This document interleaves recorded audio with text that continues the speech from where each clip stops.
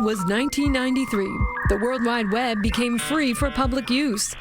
Chronicle joined Boston Pop's conductor John Williams at Symphony Hall for the recording of the score of Steven Spielberg's new movie, Schindler's List. And a New England Conservatory student, Chad Smith, was finding creative ways to attend Boston Symphony Orchestra performances free of charge.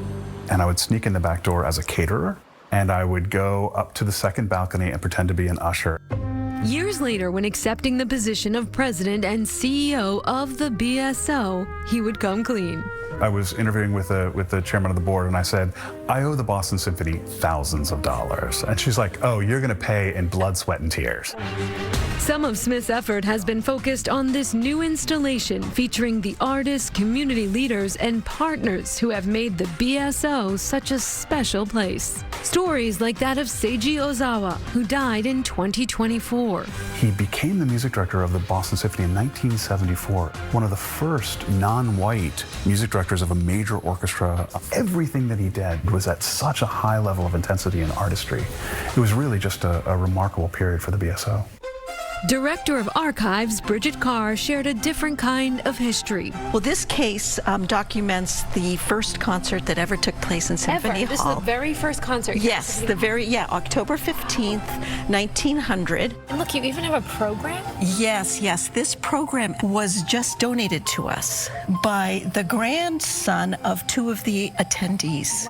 Also in attendance was local symphony supporter and philanthropist Isabella Stewart Gardner. She reportedly paid a record-breaking $1,120 for a pair of balcony seats valued at just $24 for the entire season. Today, I'm joined in those same seats by composer Carlos Simon, whose latest work shares a connection to Gardner. It is inspired by my experience of going through the Isabel Gardner Museum here in Boston.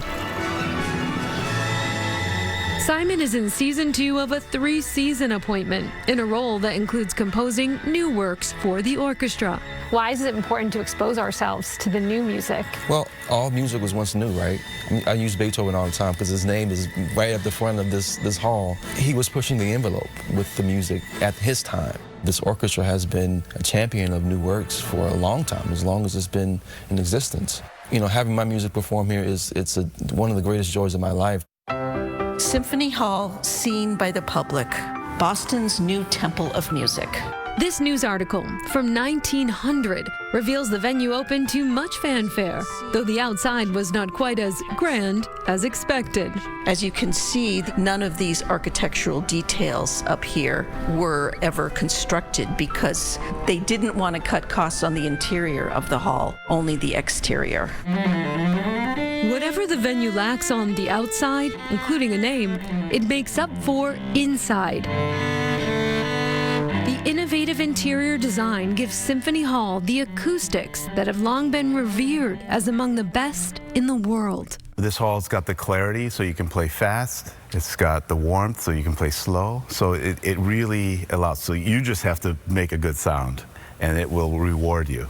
Cellist Owen Young has been rewarded on this stage since joining the BSO in 1991. What's your favorite part of the night? Is it the beginning, the applause at the end, the middle? My favorite moment of any performance is when I feel that the orchestra and the audience are one. And you can feel when the audience is completely engaged. I know what you're referring to. You can feel it, and you can hear it, actually. So, does a performance here really sound different? Young treated me to a rare duet, featuring just himself and this venue that has been called its own instrument.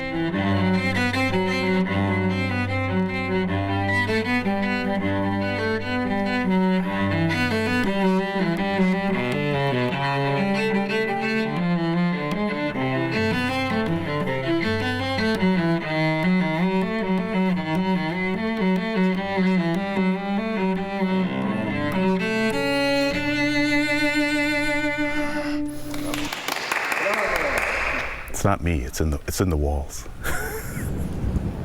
I don't know. I just got chills. That was beautiful. And during the design of Symphony Hall, the assumption was that it would be called Boston Music Hall. But the original Boston Music Hall was never demolished and is still active to this day as the Orpheum Theater.